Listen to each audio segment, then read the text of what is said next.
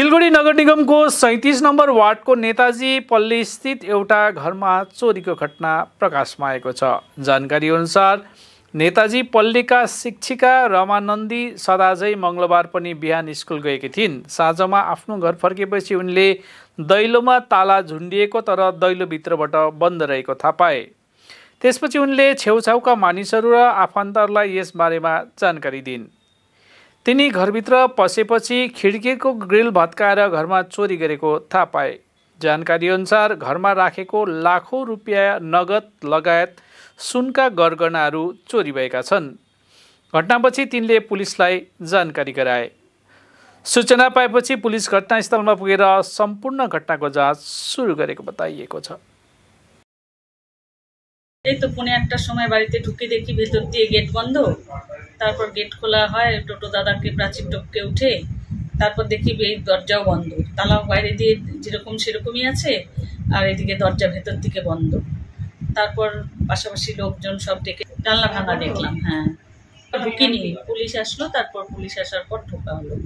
Police ছিল, টাকা পয়সা ছিল ৬০-৭০ হাজার মতো, আর গয়না ছিল ৮-১০ ভরি। 11টায় যাই, বাড়িতে ঢুকি ৮টার দিকে।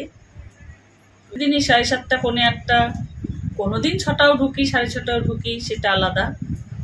বেশিটাই ৭:৩০ পৌনে ৮টা ৮টার মধ্যে ঢুকি।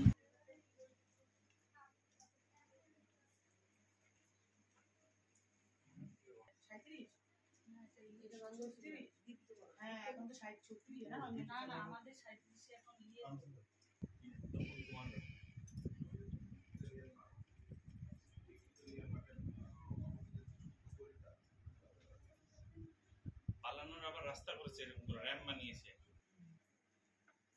আশিগড় ফাঁড়ি না?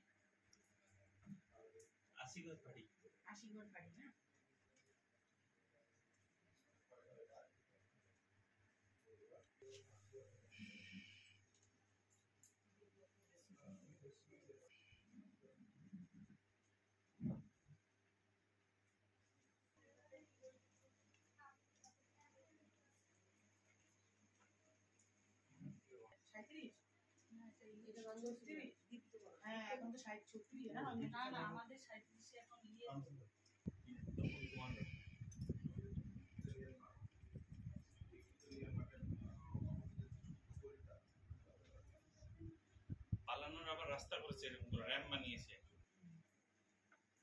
আশিগড় ফাঁড়ি না?